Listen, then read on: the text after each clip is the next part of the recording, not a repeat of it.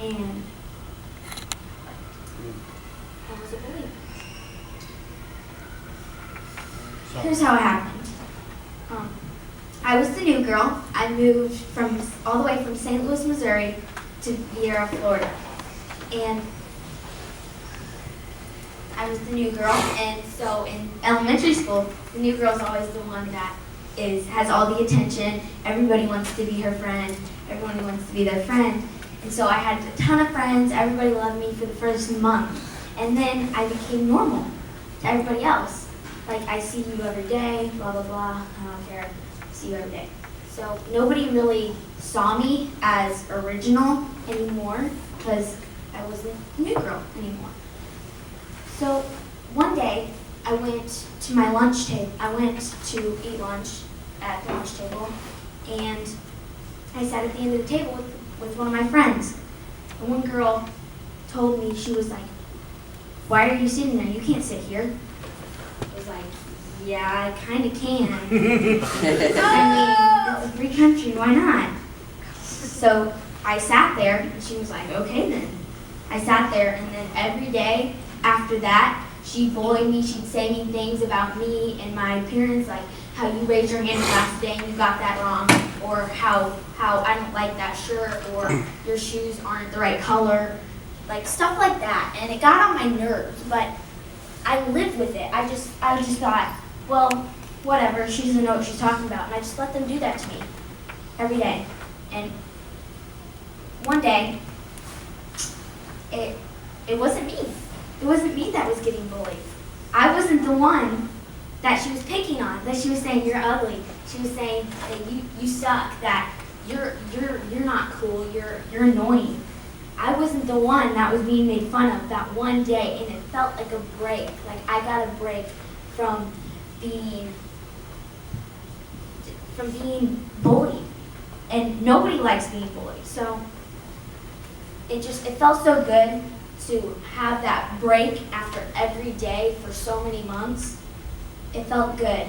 And she was bullying this other kid, saying things like, "You're ugly, I hate your shoes," or "You're not smart, you're stupid." And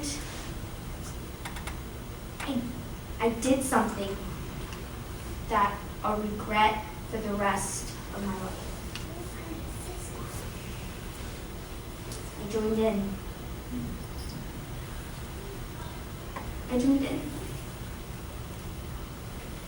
I laughed at her stupid jokes. I said things that I never say to anybody.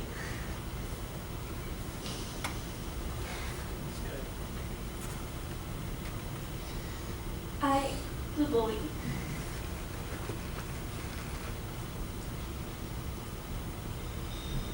I'm mad at myself for that. On the way home from school,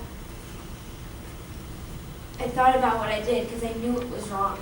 And that 30 minutes of me making fun of somebody else didn't do anything for me. All it did was hurt somebody else. It didn't even feel good. It didn't make me feel any better about myself. It just made me be accepted into being normal. It made me like everyone else. And I didn't want to be like everybody else. I wanted to stand out. And I became like everybody else by doing that, by bullying somebody. And that's not how I want to become original. I went home that day, and my parents found out about it. I got in big trouble. I was gonna give myself a punishment anyway, but I got in bigger trouble than I would have given myself. So I'm glad it happened though, because the next day I had a speech written out, and it was all about an apology letter, and I stood at the very end of the table. I stood at the very end of the table where the bullying was happening, and I spoke to the whole table, and I said, like, this isn't right.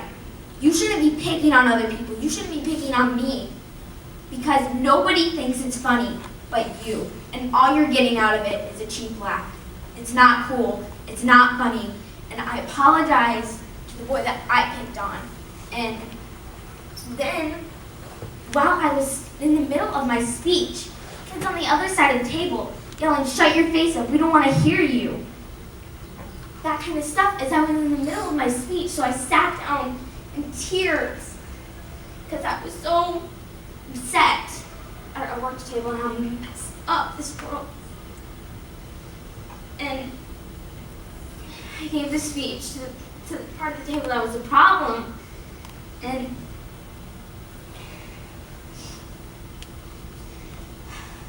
I apologized to the boy, and I gave my speech to the end of the table to the bullies, and they were moved by it. They saw how upset I was, and they saw the tears in my eyes and how passionate I was about changing the world. And there was this one girl, I won't forget this. There's this one girl, I saw it in her eyes. It gave her hope. Because I imagine she was picked on earlier in the year. And by me standing up for him, I gave her hope, and I saw it in a lot of different people's eyes. I gave them hope that there is somebody out there that will stand up for you. There is somebody out there who's going to make a change. There is somebody out there who will make a difference so that you don't have to worry about being picked on every day at school. You don't have to worry about what people will think about your hair. You can be you and nobody will say anything. Give them a hope. And I wouldn't take it back if I could go back in time and take it back bullying him, because I gave so many people hope that day. I wouldn't take it back because I gave them hope.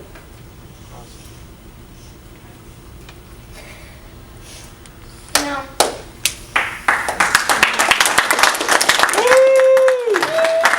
that's my pistol.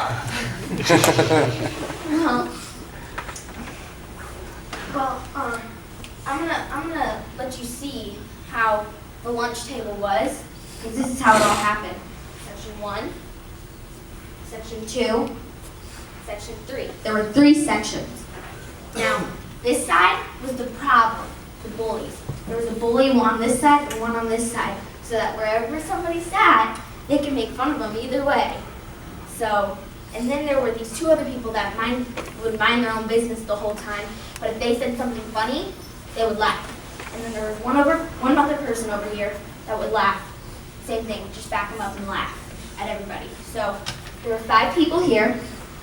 In the second section, there were about 6 people here.